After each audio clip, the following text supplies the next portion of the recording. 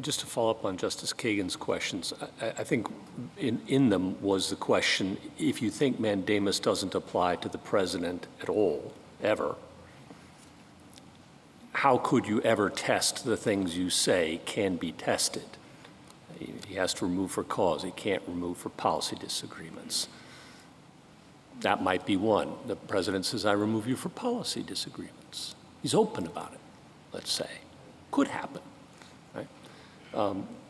You would say still mandamus is not available, I think, wouldn't you? I think we would. Now, that might be a closer case because the mandamus standard is clear and indisputable right when we have conceded that policy disagreement would not be available. Actually, that might be a case where mandamus might be available with the caveat that how would Marbury apply to that? Marbury says you cannot mandamus the president in a discretionary decision. And so baked into our jurisprudence from the dawn of this court is the notion there's going to be some things the president does that you can't dispute. Would you say that's not a discretionary decision?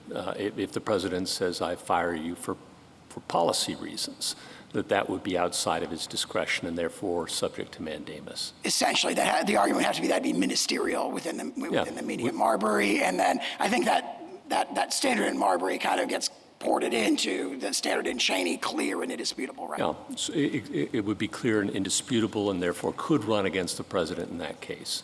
Hypothetically, I'd have to do a lot more study. We're taking a firm position on that.